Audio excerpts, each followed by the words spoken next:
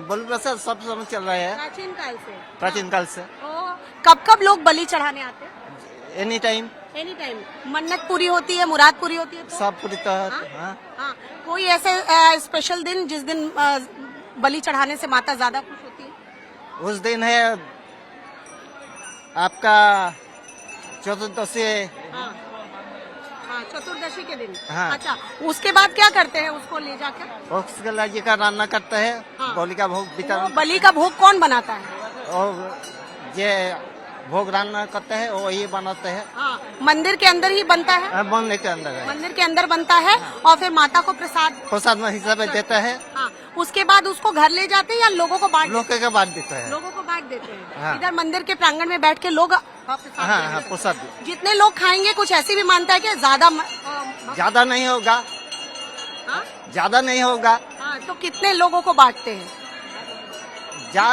जितना खा पाए। जितना खा पाए। जितना खा पाए। अच्छा, तो एक दिन में दादा कितना लगता है, कितना बलि चढ़ जाता है? एक दिन में 200 होता है, 200 होते बड़े 101 101 भी हो जाता है। 100 उद्धय होता है। अच्छा, ज्यादा किस किस दिन भीड़ रहती है इधर, क्योंकि शक्तिपीठ है? शनिवार रविवार भीड़, रविवार अमावस्या, अमावस्या, हाँ, ये सब दिन ज्यादा और भीड़ रहती सब तक ज्यादा भीड़ होता है भाद्र मास का अमावस्या के दिन, है। भाद्र मास के अमावस्या के दिन सबसे ज्यादा भीड़ रहती कौन के अमावस्या। है। आप लोग इधर आते हैं हमेशा?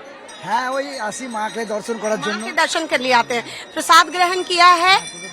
जो माता को ये बलि के बाद मांस का भोग लगता है, मछली का भोग लगता है, वो प्रसाद ग्रहण किया? হ্যাঁ সাত वो यहीं ग्रहण करते हैं, लेके भी जाते हैं? হ্যাঁ যেতে নিয়ে যেতে বাড়ি যেতে হয়। बाड़ी लेके जाते हैं।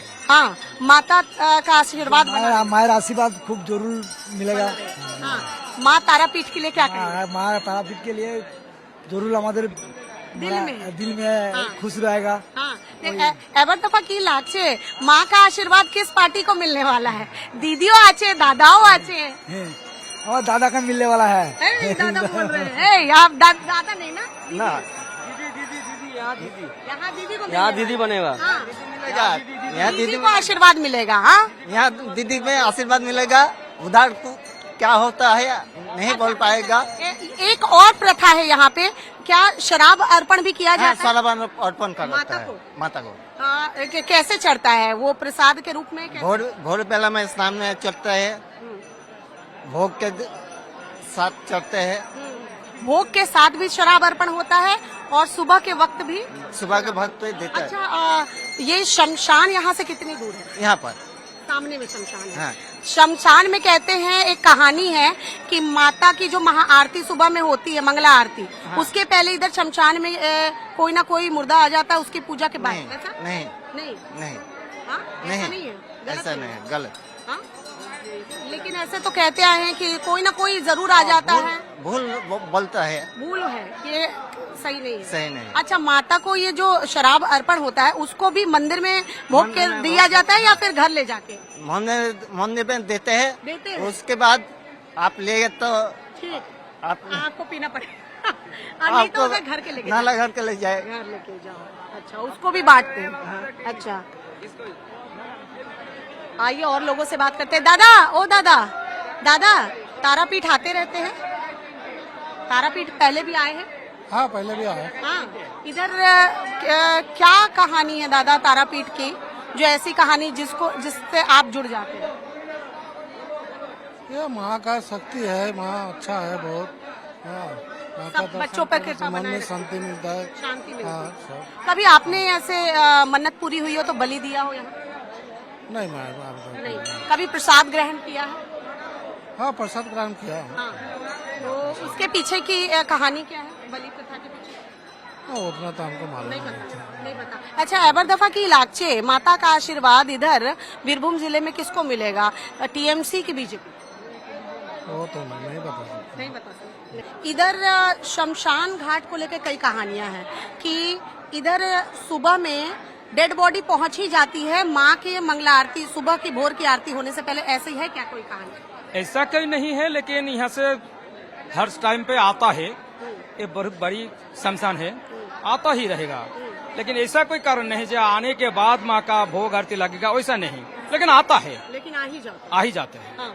अच्छा, ये बलि प्रथा के पीछे की कहानी क्या है? यहाँ जो बलि दी जाती है, बोली वो तो मेरा जो रीपू रिपु बलिदान जो हमारा हिंदू शास्त्र में लिखा है वही परंपरा चला आ रहा है।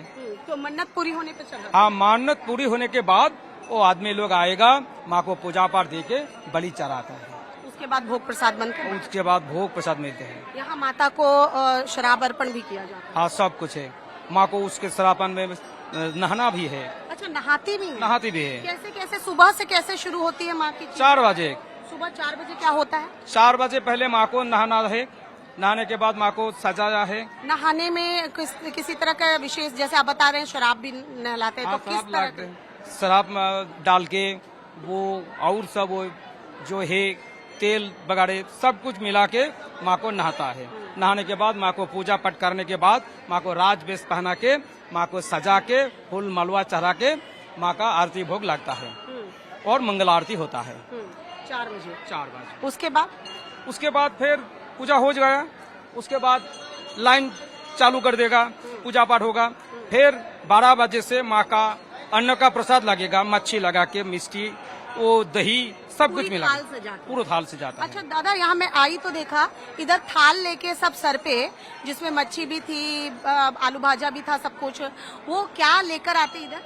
वो यहाँ पे माँ का जो भोग है, मंदिर है, खाना पकाता है वो बला, वहाँ से पका के ब्राह्मण लोग पकाता है। उसके बाद माँ का थाली का भोग अंदर जाएगा। अंदर जाके माँ को प्रसादी चढ़ा के बाद वो लाके आएगा और भक्तों जनों को सर पे देगा। वो माँ का भोग प्रसाद लेके जाएगा और वो थोड़ा भी वो लेगा और बांट देगा। ऐसा ही। तो वो रन्ना घर जो है, यानी जो रसोई घर है, वो यहीं पे है? मंदिर के लोग ही मंदिर के प्रांगण में ही बनते हैं? हाँ, पंडा लोग की है वो बड़ा, वो बगल में ही है, वहाँ से खाना पकाता है। उधर जाके शूट कर सकते हैं? शूट कर सकते हैं, लेकिन उसको पूछना पड़ेगा, परमिशन लेना पड़ेगा। अच्छा, ये बताइए कि ये 12 बजे भोग लग जाते हैं माता को, उसके बाद फिर 1:30 बजे खोलेगा। 1:30 बजे के बाद वो फिर शाम को 6 बजे बंद होगा और शाम को 7 बजे से माँ का आरती वगैरह होगा। फिर पूरी वाला भोग लगेगा और 7:30 बजे फिर लाइन खोल देगा भक्तजनों के लिए। और कब मंदिर का पट बंद होता है? 10 बजे बंद रहता है। 10 बजे रात में बंद होता है। और इस बीच 12 बजे और 6 बजे बंद होता है पट, और उसके बाद रात का भोग, मतलब खाने का भोग लगने के बाद और फिर पट बंद होता है। यहाँ कोई और ऐसी चीज जो तारापीठ को लेकर जाना जाता है यहाँ पर जो होता है? यहाँ से माँ का वो रामचंद्र जी का कुलो गुरु वशिष्ठ मुनि माँ को आकाश मार्ग से वो नील पर्वत से लाकर आई है। ये ब्रह्मशिला है। वो वशिष्ठ मुनि यहाँ पे पूजा पाठ करके वो जब देह रख दिया, उसके बाद फिर से आएगा। वो 100,000 बच्चों के बाद आए वामदेव वो शमशान में पहले वाला मंदिर, दूसरा वाला मंदिर, तीसरा वाला मंदिर वही था। वो उसके वहाँ पे उठा के यही ऊंचाई जगह बामा खेपा माँ को यहाँ पे ऊंचाई जगह पे लेके आइए। और ये भी लगभग 400 साल पहले ये मंदिर बनवाया। 400 साल पहले, कहते 13वीं शताब्दी का बना हुआ है। बंगाली है, बंगाली कैलेंडर के हिसाब से। ये चौथा वाला, पहले वाला, दूसरा वाला, तीसरा वाला वहाँ पे ही था, शमशान की। हाँ। और ये बामा खेपा की कहानी क्या है? बामा खेपा यहाँ से वो बाजू वाला गाँव में, आटला गांव में उसका जन्म हुआ। वो वामदेव यहाँ से माँ को साधना में सिद्ध किया और माँ का दर्शन मिला। यही है वामदेव का बामा खेपा की कहानी।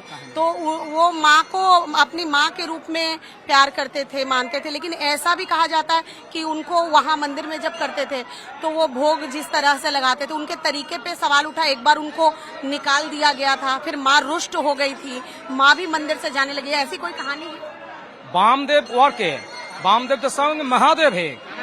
वो महादेव का रूप में वामदेव यहाँ पे आए हैं। तो वो पहले कुछ खा के बाद माँ को खिलाया। देखते थे कि कैसा है, हाँ, देते थे। हाँ। इसलिए पंडा लोग का गुस्सा आया था, उसको बहुत पिटाया किया।